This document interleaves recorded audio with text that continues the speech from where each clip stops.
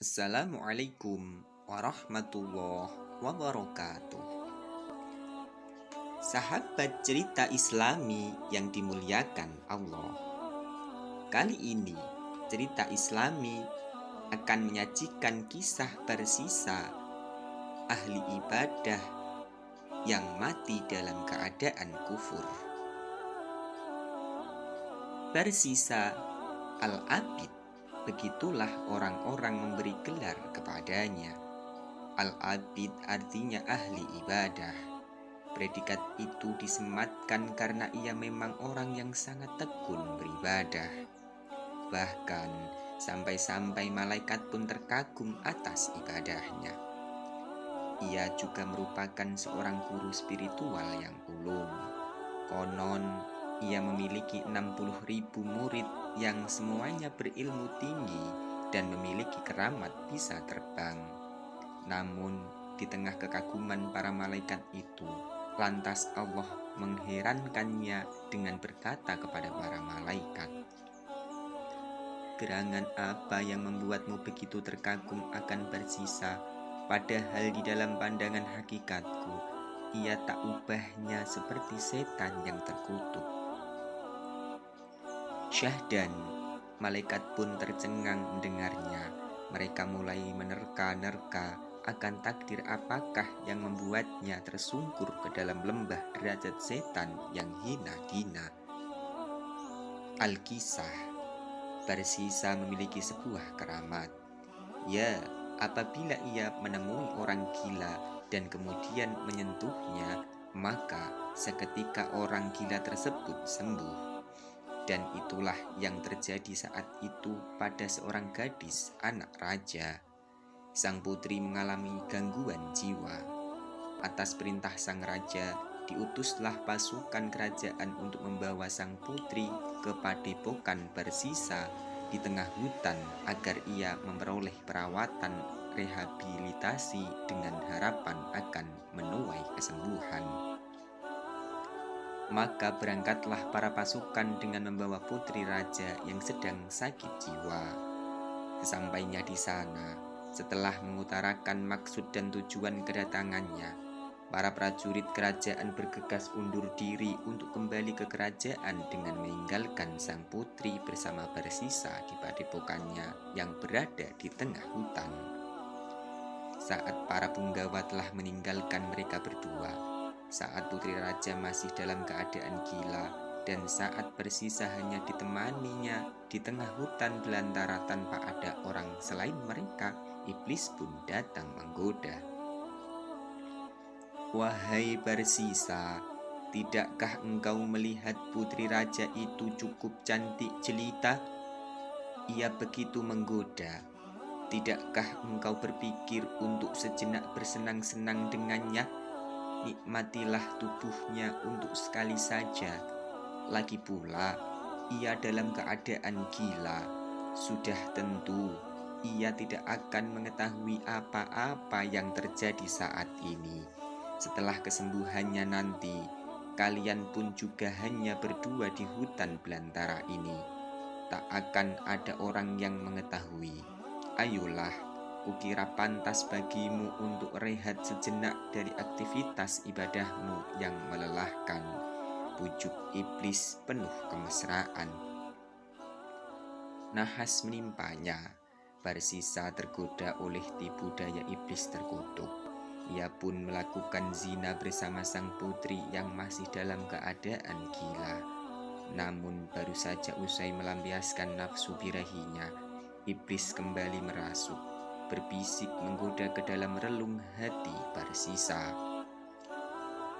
"Duhai, celakalah engkau wahai bersisa. Cepat atau lambat, perbuatan kejimu terhadap sang putri akan diketahui. Orang-orang utusan kerajaan tidak akan terima akan perbuatanmu kepada anak rajanya. Terlebih, engkau sudah terkenal sebagai seseorang yang sakti dan ahli ibadah. Jika hal ini diketahui, sontak reputasimu akan hancur berantakan, nama baikmu akan tercemar, dan seluruh orang akan mencampakkanmu." Lalu apa yang harus kulakukan? Batin Barsisa mulai dirundung kecemasan tak karuan. Ia mulai bertanya-tanya terhadap diri sendiri dan mencari cara bagaimana untuk menutupi semua ini. Dan lagi-lagi sang iblis mulai berbisik melancarkan strategi. Sudahlah, bunuh saja wanita itu. Kemudian kuburlah ia dalam-dalam di atas gundukan pasir. Dan jika para utusan kemari untuk menjemput sang putri, bilang saja bahwa ia telah sembuh dan pamit untuk kembali ke kerajaan seorang diri. Maka semuanya akan beres. Kalaupun ia akhirnya tak kembali, engkau tak akan disalahkan. Mereka pasti mengira bahwa sang putri telah mati tertikam binatang buas di tengah perjalanannya kembali menuju istana. Bodohnya, Barsisa pun kembali mengiyakan tawaran iblis yang seakan penuh kompromi tersebut. Dibunuhlah sang putri olehnya, dan kemudian ia kubur dalam-dalam hingga sekiranya tak seorang pun mengira ada mayat di bawah sana. Akhirnya, sekarang tuntas sudah semuanya. Batin Barsisa penuh lega. Namun, tidak bagi iblis. Setelah ia berhasil membujuk rayu manusia yang terkenal ahli ibadah dan bisa menyembuhkan orang gila hanya dengan sentuhan tangannya itu, iblis kemudian menjelma menjadi seorang solih ahli ibadah yang seakan dapat mengetahui segala sesuatu yang terjadi. Ia kemudian masuk ke istana, menemui raja dan menceritakan apa yang terjadi terhadap putrinya dan Barsisa di tengah hutan belantara. Seketika sang raja mengirim utusan untuk menangkap Barsisa di padepokannya. Dan tanpa ampun, akhirnya Barsisa dihukum salib oleh sang raja.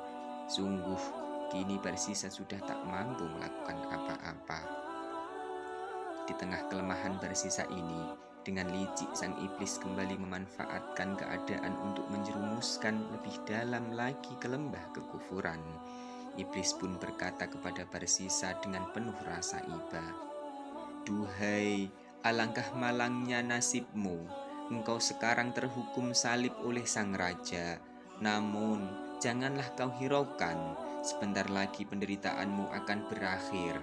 Aku akan menolongmu. Tapi ada satu syarat yang harus kau penuhi." "Apa itu?" "Sungguh akan kulakukan asal engkau mau menyelamatkan," tanya Barsisa kegirangan. "Sembahlah aku."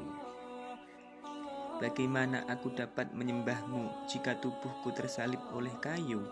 tanya Barsisa di tengah kondisinya yang semakin layu. "Cukuplah bagimu untuk isyarat saja, entah itu dengan anggukan atau sekedar kedipan mata sebagai ganti sujudmu kepadaku." Maka dengan sisa-sisa tenaga, Barsisa yang mulai melemah pun akhirnya melakukan apa yang diperintah oleh iblis.